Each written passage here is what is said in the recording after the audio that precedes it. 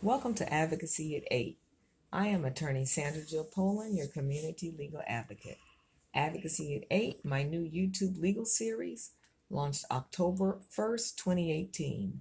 The legal education videos, which make up this series, will be posted daily on YouTube by 8 p.m. Each video, in 8 minutes or less, will educate you on an important legal issue.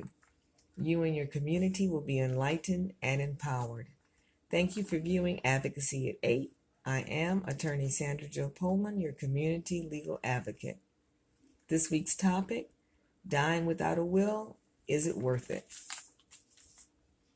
In our last video, we had talked about how Aretha Franklin and Prince both died without wills.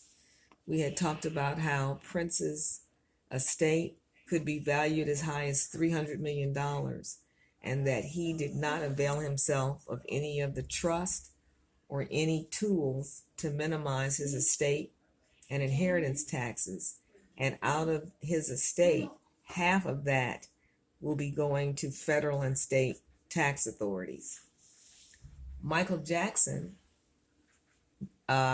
initially was thought to have died without a will. Eventually, however, a will surfaced. If you take the time to get a will drafted, take the next steps and place it in several secure places where it can be quickly located with all your other important estate planning documents. It's no good to take the time to draft a will, but then nobody can find it. Michael Jackson's mother, Katherine Jackson, had filed a petition with the court requesting to be put in charge of her son's estate. As someone who maybe looked at the videos from last week, you know that if you die without a will, then a court will appoint an administrator to be in charge of your estate. If you die with a will, then you select the individual, and her name, that's an executor. So thinking that Michael Jackson had died without a will, his mom, Katherine Jackson, filed a petition with the court requesting to be the administrator. She withdrew her petition when Michael Jackson's will was found. Jackson's will named Michael Jackson's longtime attorney, John Branca, and music executive John McClain as executors of his estate. Katherine Jackson was named as permanent guardian to her son's 3 children, Prince Michael I, Paris, and Prince Michael II. Katherine Jackson was also named a beneficiary of a trust that was set up by Michael Jackson.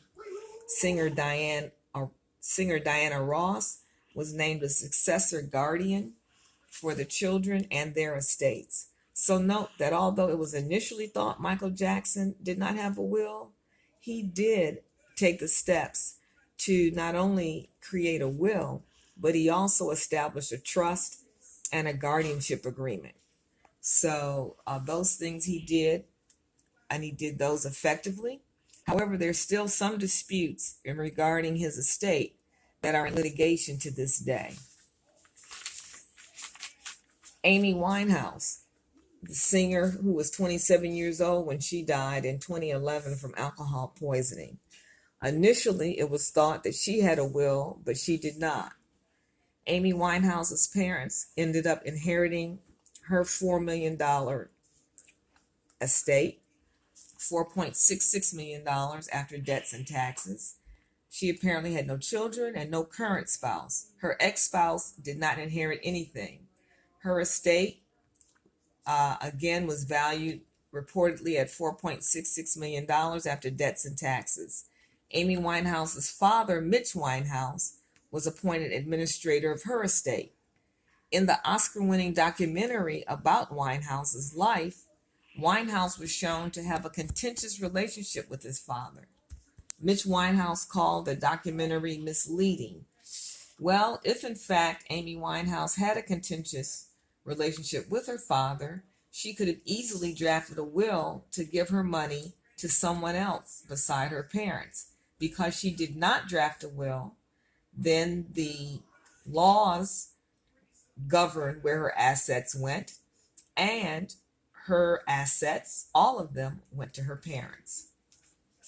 Bob Marley. died at 36 years old of cancer in 1981 without a will. 30 years after his death, his heirs were still fighting over his estate. Under Jamaican